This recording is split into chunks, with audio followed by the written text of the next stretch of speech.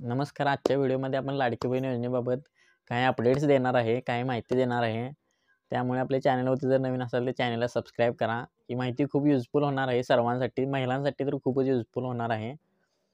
तर यूट्यूबवरती तुम्ही अनेक प्रकारचे व्हिडिओ पाहिले असेल की लाडकी बहीण योजनेचा जो काही 6वा हप्ता आहे ₹21चा तो कधी जमा होणार आहे आणि बरेच यूट्यूबवरती बरेच असे व्हिडिओ बनवत आहेत, लोकं यूट्यूबवर बनवत आहेत की हप्ता जमा झालेला आहे, ₹21 जमा झालेले आहे, या बँकांमध्ये पैसे जमा झालेले आहेत, या महिलांना मेसेज आलेला आहे.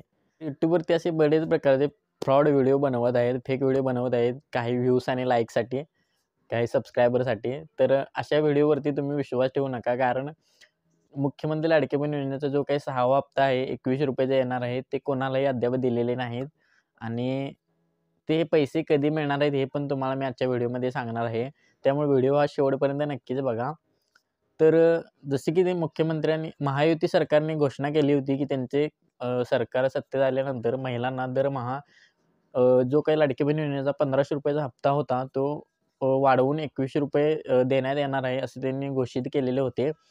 आणि जसे की महायुती सरकार हे सत्तेत आलेलं आहे, पण जे काही या योजनेसाठी जे बजेट आहे, ते बजेट अजून जाहीर झालेलं नाही.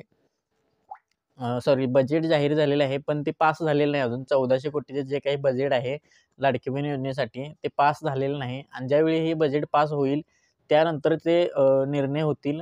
त्यावेळी त्यानंतर ते सरकार निर्णय ठरवेल, की हप्ता कधीपासून वाढवून द्यायचा. म्हणजे आता डिसेंबरचा हप्ता हा ₹21 येणार, की जानेवारीपासून ₹21 येणार, हे त्या बजेटनंतर जाहीर होईल. त्यामुळे तुम्ही अशा प्रकारच्या अफवांवर विश्वास ठेवू नका. एवढंच म्हणणं होतं. आणि डिसेंबरचा हप्ता हा ₹21 येईल